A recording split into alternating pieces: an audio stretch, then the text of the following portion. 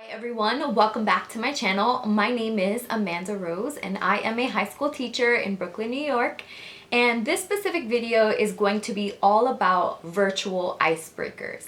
I noticed that a few weeks ago, my 3 favorite icebreaker video that I uploaded last year started to get a lot of activity again. But the problem is that was uploaded last year, which means that a lot of those things are really hard to do virtually. In this video, I'm going to be sharing with you guys how to modify those activities to make them virtual, along with 2 more icebreaker activities that I think will be great to use virtually. So if you haven't already, please make sure that you like this video, that you subscribe to my channel, and let's get into this 5 virtual icebreaker activities.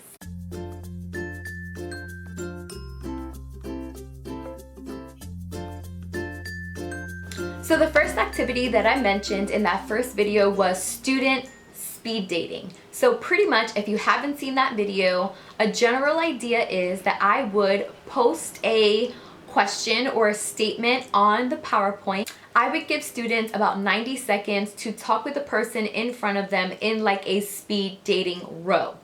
Now, obviously, because this is virtual, we don't have the freedom of being able to see students move from chair to chair. But if you are using Zoom or if you are using Google Meet, because I believe you can also do breakouts, but this is specifically for Zoom because that's the platform that I'm the most familiar with, you can create breakout rooms. Now, I know some of us may be a little scared about doing breakout rooms, or maybe we're not as familiar, but I would say that using breakout rooms for icebreakers are probably the best way to go.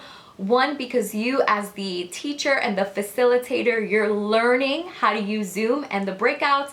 And if the students don't have a conversation, or if something goes drastically wrong, it's okay, because it's not a high stakes assignment. They're not being graded on this. This is just for fun. So I would actually encourage trying to use the breakout rooms during an activity like this. I really love this idea. So you can still create a PowerPoint and post the question with the whole class together. Then say, okay, I'm gonna break you guys into breakout rooms. Maybe depending on how many students you have, doing one-on-ones might not be the most effective, but maybe doing 3 students in a group and still giving them the 90 seconds so that they all get to talk about it. Then everyone will go back to the main room. You can probably ask the whole class out loud, what were some things that you guys shared? Your favorite movie, your favorite TV show, awesome. Okay, here's the next question I'm going to post, and then you do a different breakout room the next time around. So that's the way that I would do the speed dating for Zoom or the virtual version. Also, once the students are in the breakout room, you can add the question to the top so that they are reminded of what exactly they were supposed to be speaking about. And again, even if they're nervous, I've already done this with the staff at my job, even if they're nervous about getting into a group, it's for 90 seconds max. So hopefully whatever nerves they do feel, that's it, it goes away, because it's happening so quickly that it's not like they have to sit there and be awkward, or maybe they all finish their answers so quickly and it's just like, now what? Like 90 seconds, in my opinion, is just enough time for everyone to share out, but not have those awkward silent moments. The next thing I shared in that video was a student questionnaire. This is something that 100% I am doing this year as well with my students. Usually I would just print out 10 questions on a worksheet and I would hand that to my students at the end of the class. They would fill it out and then I would respond. Usually it's questions like, what was your favorite moment or memory of last year? What is one goal that you have for this year? It can be academic and also personal. And just have them answer out the questionnaire. What are some things that you're nervous about for remote teaching? All of that, and then I would usually read it and give them like a response back. Oh my gosh, me too, so crazy, don't worry, everything's gonna be okay. You can create a Google Doc and then you can just have the questions laid out very simply, and then when you are in Google Classroom, when you're adding an assignment, you can just click make a copy for each student. So if you're making a copy for each student, you can ensure, one, that no one will be writing over each other's answers, and two, even if students forget to write their name because it's linked to their Google Classroom account, you will see the specific name of the student who filled out the work. The next one is student bingo. This one is really fun, and it would be set up similarly to the first activity. The only difference is that you would have to first create the student bingo, which more than likely you would have had to do anyway to make sure that it's relevant for your students. And what you can do with this is that once you create it, you save it as an image. Students will not be able to move around any text. You can just take that as an image and then paste it into your PowerPoint as the actual background. So if you add an image as the background, students will not be able to move that around either.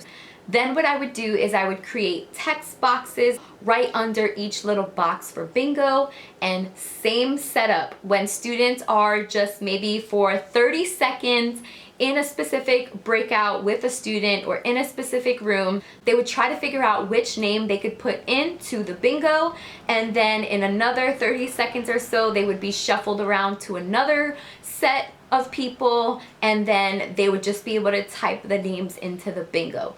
This one might be a little bit more tricky, but it is still possible, especially if you have older students. I think it would be less confusing. And of course, providing directions, instructions, maybe you want to do a sample with them really quick of what it would look like. That's always helpful, just to model it for your students before you send them off. One thing to remember is that the students would have to have that open on their own screen while they are still a part of the Zoom. So that is another thing to keep in mind as well. As compared to the first activity, they only have to worry about interacting on Zoom, but for the other one, they would need to have the slide open along with Zoom as well. Two other icebreaker activities that I think would really be great in a time like this is Would You Rather.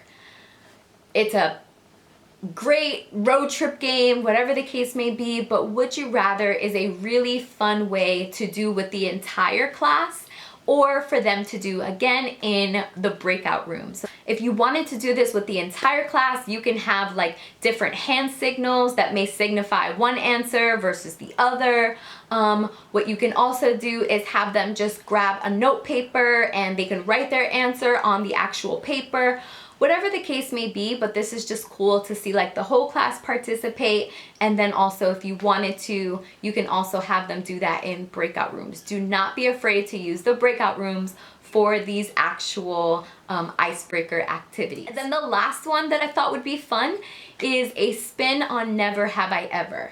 Now I know that this is a drinking game, so I don't even want to use the same title with the kids because I don't want them to make that connection, but it could be Have You Ever? I don't know if that's cheesy or not, but that's just what I would use.